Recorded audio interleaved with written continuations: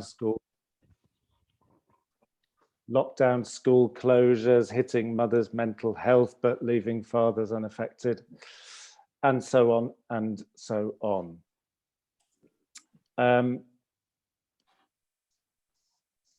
this picture, I guess, summarizes what I think goes on generally in the press when they talk about families.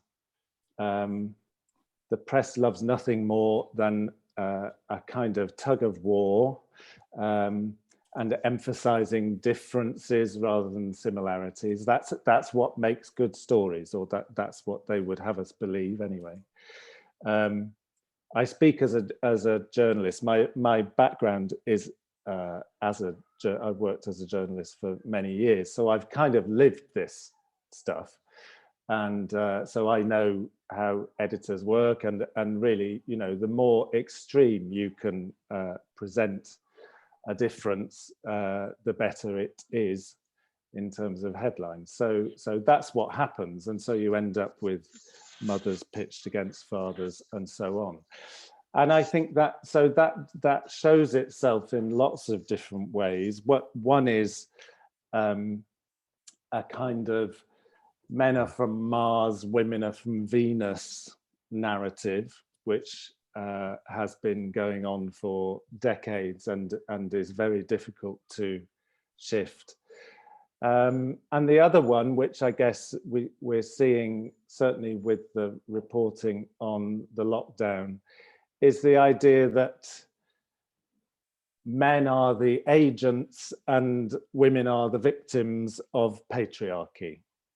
And so that's the sort of tone of much of the reporting that we've seen about all this stuff. This slide is an attempt to sort of try and look at things a little bit differently, I suppose. So I think what matters to most of us and to most of our children is the balance that each of us as parents can find between what you might call care time and the time we need to spend on paid work. And in reality, neither of those things are relentlessly positive or relentlessly negative. So the care time isn't all drudgery, and the time we spend earning money isn't all fulfilling and enriching either. As usual in life, things tend to be a little bit grey rather than black and white. So now then, this is where the technology gets complicated, because I've set up a couple of polls which I would like to get you to, to do. So let me find the polls.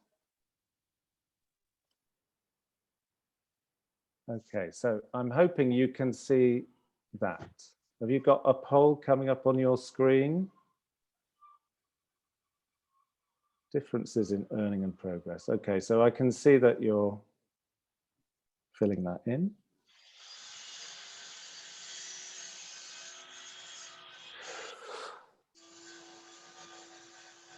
%54% vote. It is very exciting. This is like the Eurovision Song Contest or something.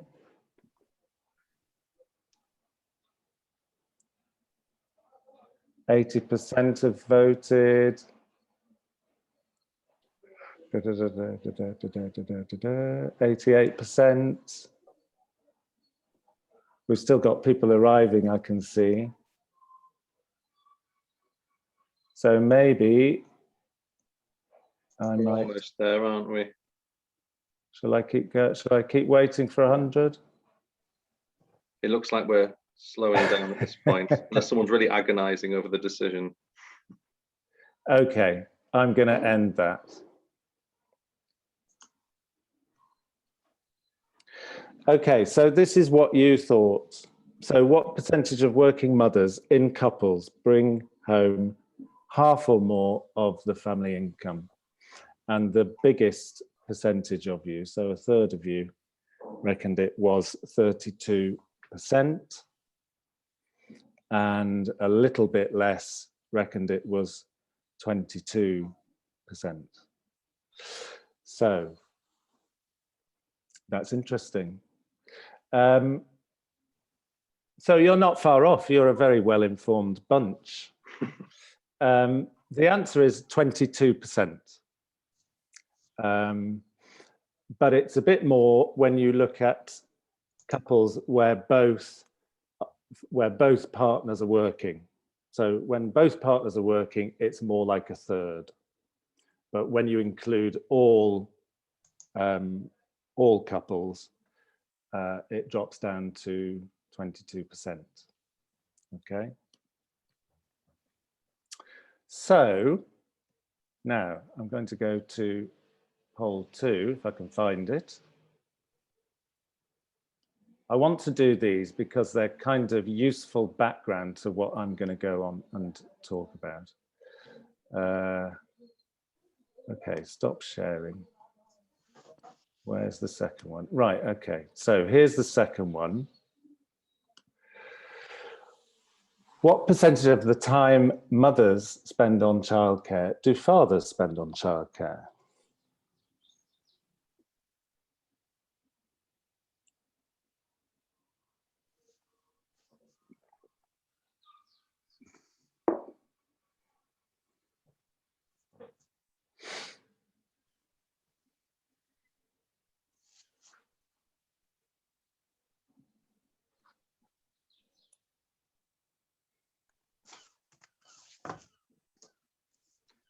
Well, Rob's just asking the question, if possible, to just unpick that question a little bit. Although we've got 37 responses, so we're almost there anyway. Okay. So I can't see the question. What's the? I think Rob was just asking, just to clarify the question. Is it a percentage of overall childcare, or it compared to what women? Okay, so it's like a ratio of. So if you look at the amount that mothers do, what percentage of that are fathers doing? So if that was 100% for the mother, if a father was doing X amount, that would be a certain percentage of that. Yeah, so like if she did 10 hours and he did 2 hours, then he would be doing 20% of what she did. Yeah. Okay, so we're up to 80%. Nearly there. Now we've got 40 now.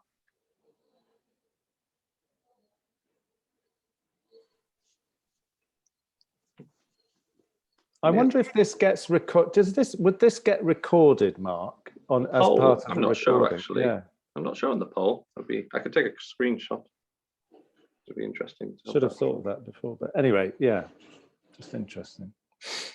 91%. Okay, we're nearly there. Anybody else want to answer? Okay, should we close it there? Looks like, I know. 3 more people. Yes, this is being recorded. Okay, great. Maida reminded me. I'd forgotten right at the start. So you've missed your introduction, Jeremy, I'm afraid. But I can write that down. Right, okay, I'm going to end that poll there because we've got nearly everybody. And then I'm going to share the results. Okay, so just over half of you reckon it's about 40%. A fifth of you reckon it's about 60.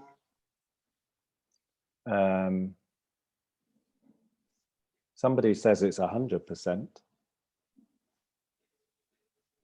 That's a very gender equal home, whoever that person is who lives in that house. Okay, so I'm going to stop sharing and I'm going to, oops, stop sharing. Right, I'm going to close that. And the next few slides are going to explore this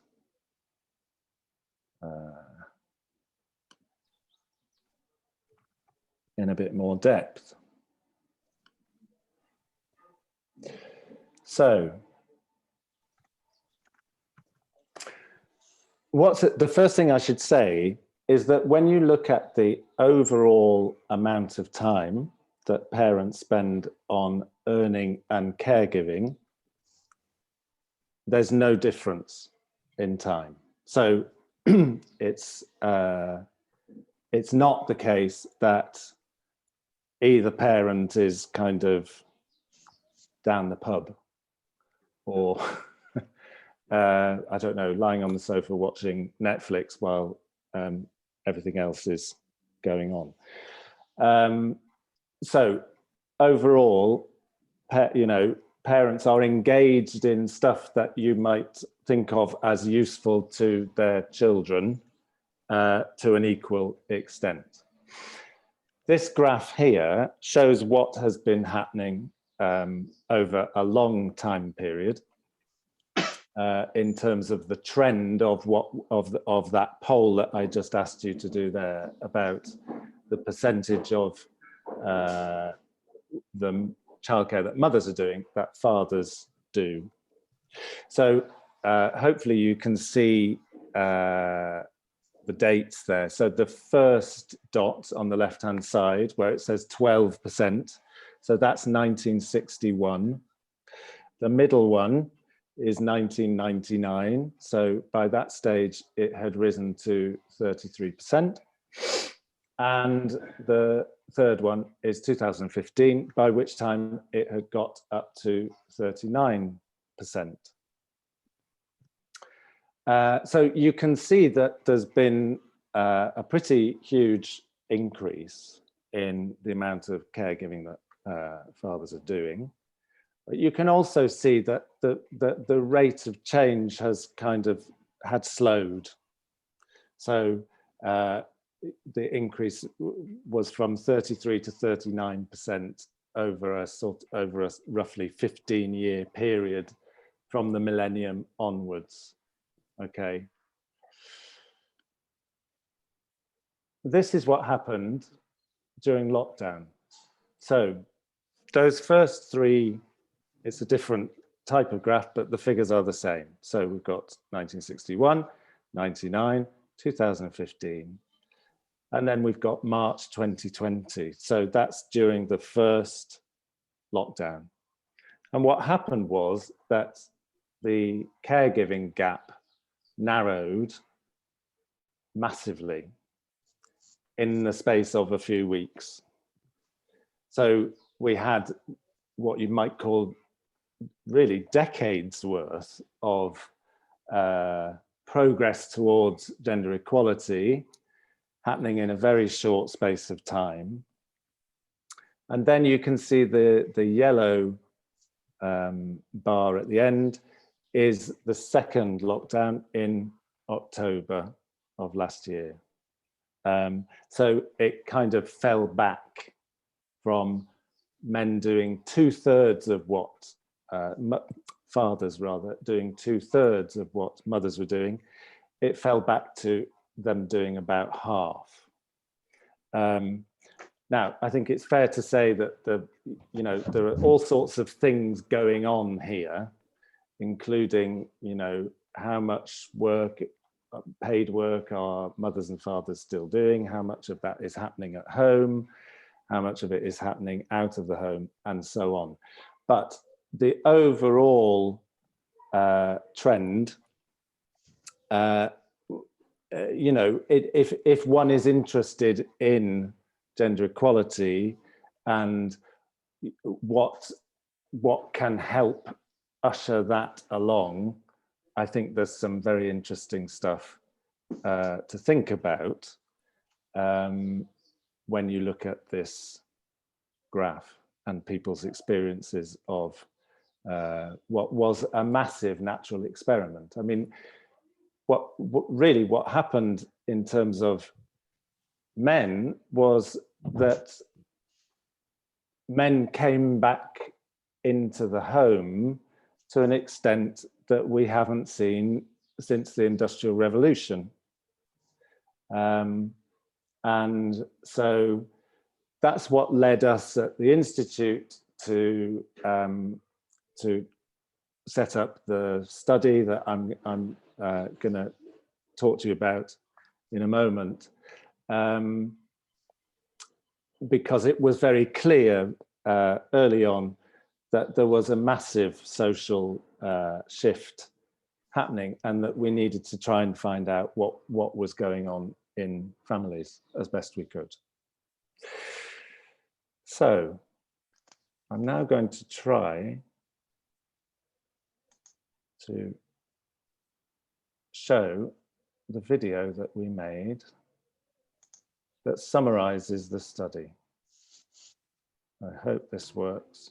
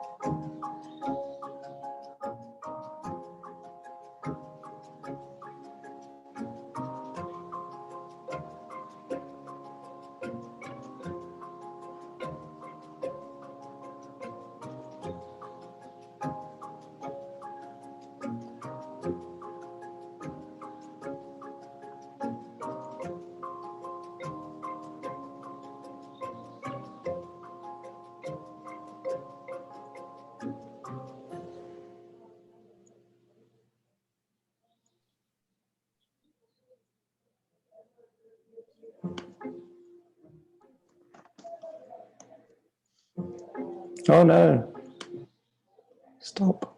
Okay. Well, that worked. That's a relief. Okay, so that was our little summary of the study we did. I hope you liked that. I'm really proud of that video. It's the first time we've ever made a video to try and summarize what was quite a heavy piece of work. So people seem to like it, and I think what's interesting is that people, when you put faces to the story rather than it just being a whole bunch of statistics. People seem to respond really positively to what you're saying. Yeah, so that's the video. If you want to see the more in-depth versions of the study, you will find them on the Fatherhood Institute website. There's like the full report, there's a condensed version of the report, and there's an executive summary. You'll find more detailed sections on different types of father, so that, you know, obviously when you're looking at something as broad as, you know, what was it like for fathers, there's a lot of variety in there, because fathers, like mothers, are very diverse. So I would be lying if I said that lockdown has been a positive experience for all dads or all families. Of course it hasn't. And for the fathers in particular, separated dads, I think there, in our sample, which was nationally representative, because we made sure it was, roughly 45%, I think, of the what we call own household fathers, because we don't like the term non-resident, because that seems a bit pejorative. But so what you might call separated fathers, fathers who don't live in the same place as their children all the time, of that group, almost half, about 45%, said that they saw less of their children during that first lockdown than they usually would. Unsurprisingly, those were the dads who had who reported the most negative changes in mental health and so on. But if you take those dads out of the equation and just look at the partnered fathers, the story actually was one of, you know, largely positive experiences of spending a lot more time with their children, doing lots of activities. Interestingly, lots of not just babysitting or casual observing of the children, but active engagement with them. Lots of work done to support their education, lots of homeschooling that dads were doing. Again, the press has obsessed with how all of that has disproportionately fallen to mothers, which it has, but as I was showing you with the background data before, that's nothing new, and there are structural reasons why that has been the case for a long time, and it would be extremely unlikely if that changed literally overnight during lockdown, because we all are in our different respective positionings around our parental roles. So I suppose what we when we sat down and thought, well, okay, what do we do with this data? Where do we go to from here? What we realized was that what has happened during lockdown is that fathers got to spend more time with their children. And that if we want to progress gender equality, that's what we need to focus on, is trying to create the context for dads to continue to spend more time with their children, and to have a real think about how we could make that happen. What are the barriers that get in the way of that? And some of that has become very obvious through lockdown. So in the video, we cited some figures where fathers were talking about 76% of them saying they wanted more flexible working, 60-something% wanting more home working, and so on. Now, obviously, all of that can't just be created for everybody overnight, but I suppose through our Time with Dad campaign, what we're trying to do is to find the directions of travel that we should be moving in, and then find the people who can help us move in those directions. So these are the four kind of big asks, I suppose, that I'm thinking about in terms of campaigning and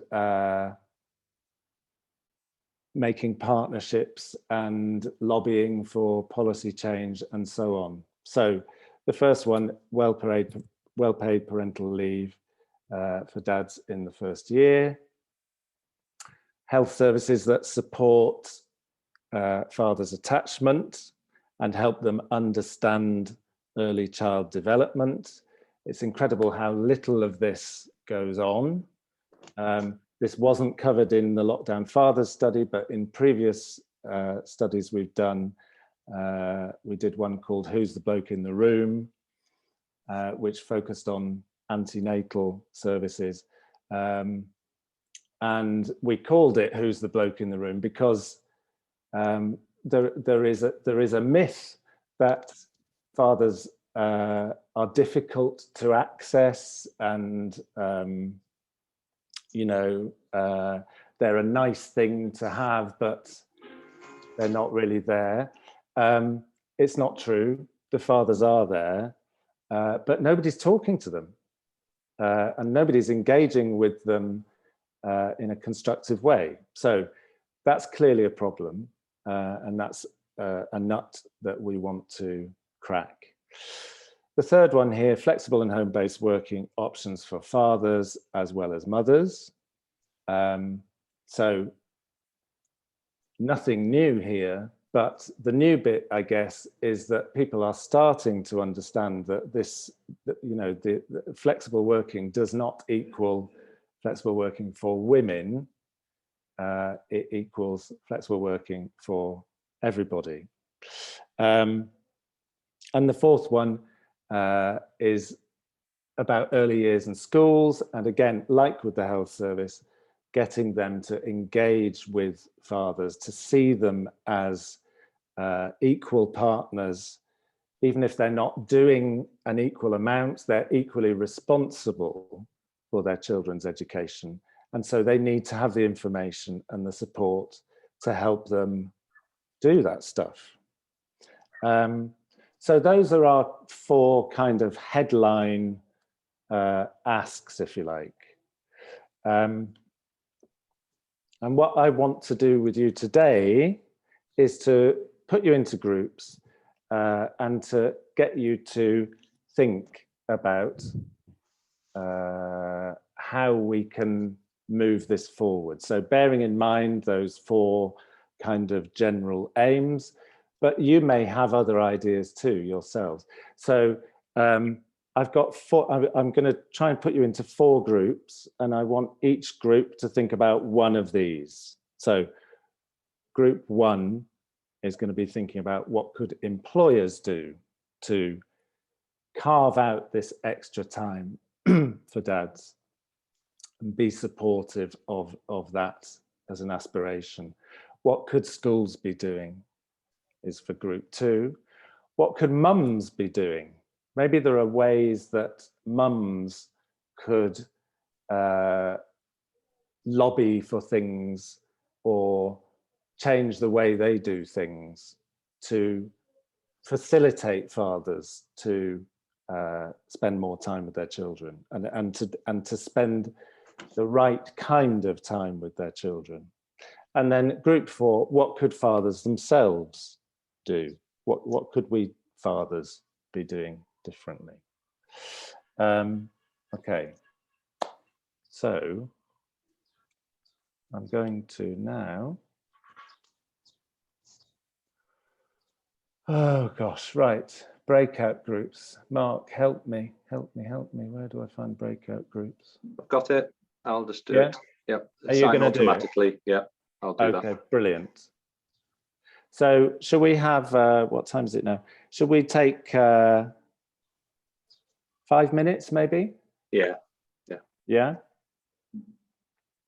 And then we'll come back, and then when you come back, if you could appoint somebody to tell us your top 1 or top 2 ideas, maybe. Yeah, I think people are starting to join now. Great. So I think everyone should be back in the group now. Is that everybody back now? Yeah, should be. Right. Okay. Should we go group by group? Yeah. Should we just sort of go group by group, and if somebody could just tell us, just give her it's always difficult, isn't it? But just a brief summary, maybe. Brief summary of what you've talked about. So group 1. That's the employers. Hi, my name's Lizzie. I'm from the Office of Students, and I chair our Carers and Parents Network. So we were talking about employers, but we also sort of talk quite generally. And I think the main points that we wanted to make and feedback is, for us, it's about changing the discourse and language that's used in this area. You know, we tend to talk about mothers, mothers being at the school gate, mother and baby groups, and we were just saying that we really need that language to change, and that then needs to be reflected in working policies and employer policies. So instead of just automatically talking about maternity leave, we're automatically talking about parental leave, and then that in turn will help to sort of start shifting perceptions and help fathers to feel more comfortable about taking part-time hours and working more flexibly. And within that, we talked about the need for images, not to reinforce stereotypes as well. I'm just going to look to the other people in group 1 to see if I've missed anything. I think one gentleman was keen to say that it needed to be talking about carers, parents and carers, or fathers and carers, more specifically. Definitely. Thank you. Shall we? That's really, yeah, I totally agree with all those points. Actually, they're really valuable feedback as well. Shall we go to group 2, schools? I was reluctantly nominated to feedback. Thank you, Neil. We all sort of said we were more interested in all the other stuff, but then we came up with quite a bit of stuff for the schools. The idea that there might be weekend activities and dad's club, and we said that obviously teachers might be reluctant to sign up for yet more hours, but potentially that might just be about freeing up facilities so that dads could be in and around that environment and engaging. The idea that it was mentioned just now, the sort of the school gate clique, that's actually difficult for potentially men to get into, and it's quite a daunting prospect for all people potentially. But one of the things there was that one school said there's a lot of more male teachers, and actually when there are more people around that look and feel like you, potentially it makes the whole environment a bit more comfortable. Make sure correspondence is automatically, where possible, going to both parents, can actually start to draw people in and make sure that's there, and potentially having a dad's rep. So make sure on sort of parent groups, PTAs, that kind of stuff, there's always somebody there, at least one dad representing that group. I hope I didn't miss anything out. That's great, Neil. Thank you. That's really good. Thank you. Group 3, we've got what can mums do? Do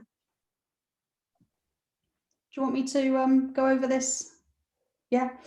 So we had some quite interesting chats about the need for mums to challenge any incident where they see dads being treated badly or being assumed to be incompetent in the things that they're doing around the home. We shared some examples of perhaps where mothers-in-laws or extended family will kind of insult the dad in a kind of, you know, in a well-intentioned way, like, you know, you've got him well trained, that kind of attitude, if he tries to do the dishes or change the baby's nappies. And one of the dads in our group was saying how it kind of makes you feel more incompetent and you're more likely to avoid doing those things. So it's kind of self-reinforcing behavior, isn't it? Also about challenging roles in the house.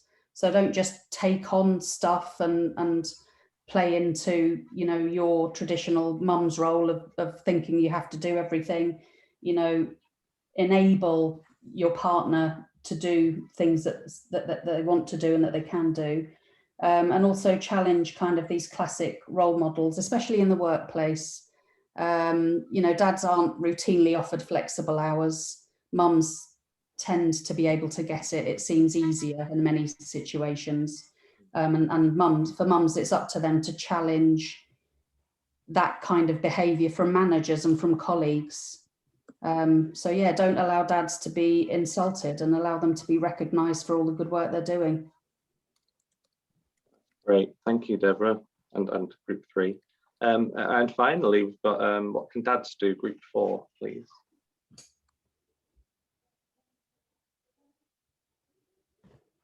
Don't all rush at once. Can I nominate Nico Foros, because I think he had good stuff to say and can probably summarize our things quite well.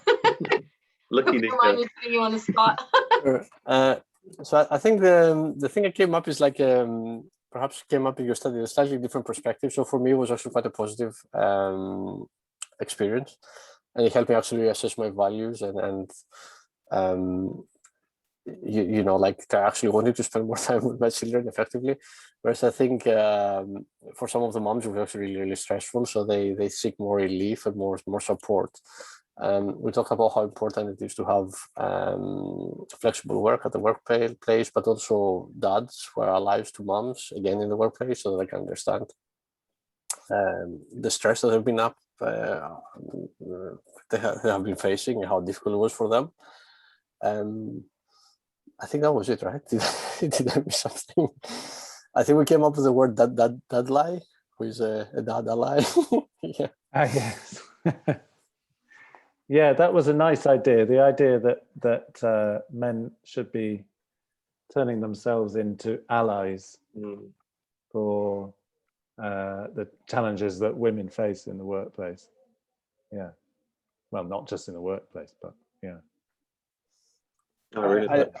I think it was quite evident that, you know, different people probably experience this period differently, and therefore, as you said, we like to bring the good things forward, but also recognize that certain people, you know, among us, maybe some of us may need more support, and be open to that, right? It had nice things and also difficult things. Yeah, and I mean, I think. Sorry, I'm not sure of your name. Is it Fire Kovarovic? Yes, that's yes. Me. Hi. So I just popped into group 4, and Fire was talking about her experiences of lockdown, and I feel like you nailed it really when you were talking about the sort of structure, the infrastructural barriers that we are all navigating when we sort of make our choices, which don't really feel like choices, you know? They're sort of constrained choices, I suppose, about who does what and whatever. At the end of the day, if your family can't afford to take shared parental leave, then you're not going to do that. So where does that leave you both as parents? Answer, it leaves mum in the 1950s and dad in the 1950s in these kind of quite polarized spaces, you know? And so you'll have noticed that I didn't, you know, in setting up the groups, I didn't ask what should governments do, but you know, there's like a big thing above all of this, which is about the infrastructure. And I suppose what's interesting is that there are a growing number of companies and organizations that are kind of creating their own much more progressive systems of parenting leave that sit outside the sort of statutory provision, you know. John Lewis last week has announced a kind of you know, a sort of equalized parenting leave system.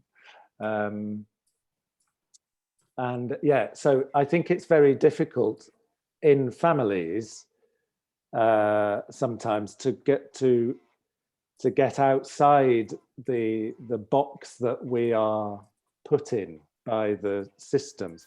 But maybe one of the things I would say that mums and dads need to do is to get all that stuff out in the open and talked about and kind of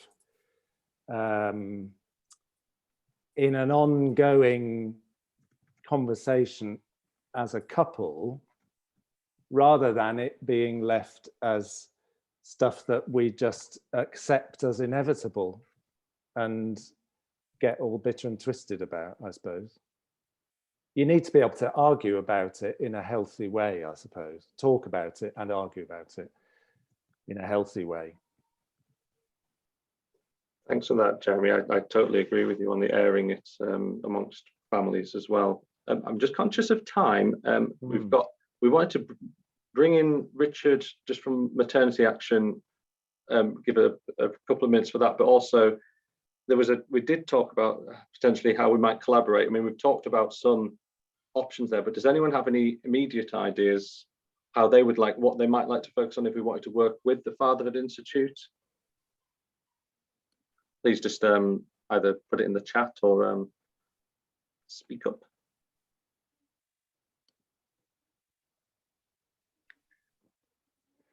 So yeah, I mean, just quickly to say, I suppose what I'm interested in is with this Time with Dad campaign, it's kind of like a blank sheet of paper, really. I don't have funding to run this, but I've got motivation and I've got, you know, lots of good contacts.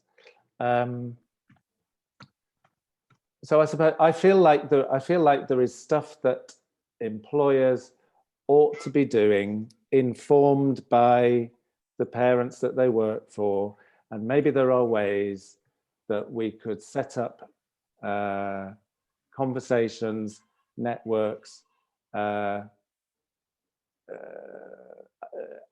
trials of new ideas, even just sharing stories. You know, if you know of an employer who's doing something interesting and different, it would be great if you let me know. So Rob Taylor has just shared a project called Dads in Business. It's designed to help dads manage guilt, anxiety, being overwhelmed, referencing some of the Fatherhood Institute in their sessions. So that might be an opportunity, I think. Okay, that sounds interesting. Thanks. So hopefully we can connect after this. I would say if you have thoughts, certainly send messages. We've got the group email chat, but we can continue this conversation after this meeting. We've also got Marta's sending a message. So Marta's doing a lot of work at Northumbria University on parental leave and Northumbria, so certainly would be a good person to chat to as well. At this point, I'll introduce Richard, who's from Maternity Action, because we're hoping to do another session with Maternity Action. I've just been in touch with Richard, so it'd be nice for him to just say hello. And obviously, thanks so much to Jeremy. If I don't get the chance to say it, it's been a tremendous session, really, really brilliant. So I'll pass you over to Richard just to say a quick hello. Thank you, Mark, and thanks very much for the invitation to join you today, and to Jeremy for a great presentation.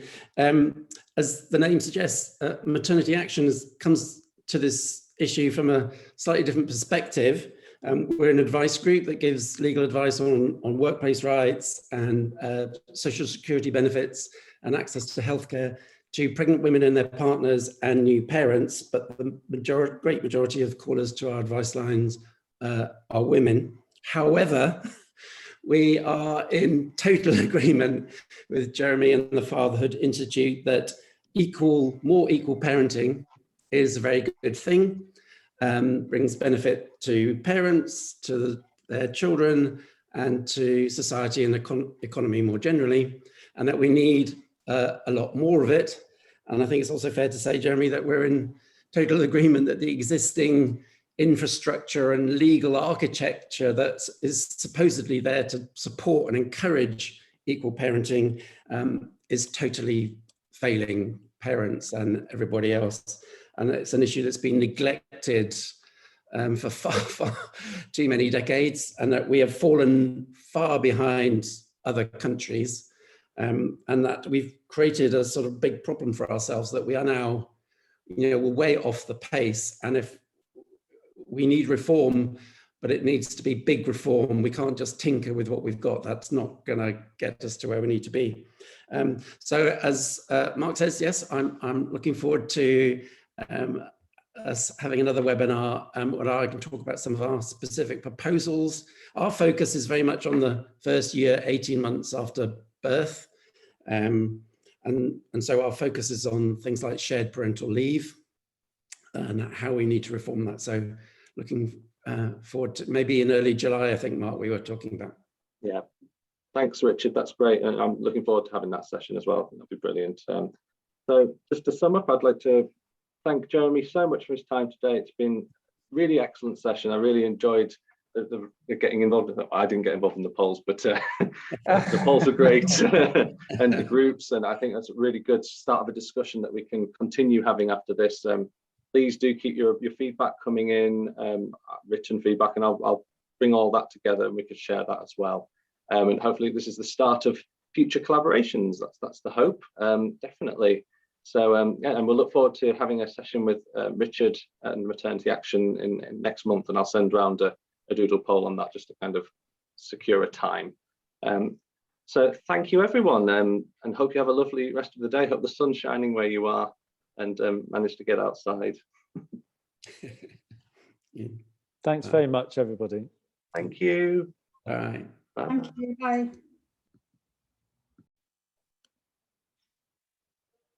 Do you want to hover for a minute, Jeremy? Yeah, I think, because I want to make sure I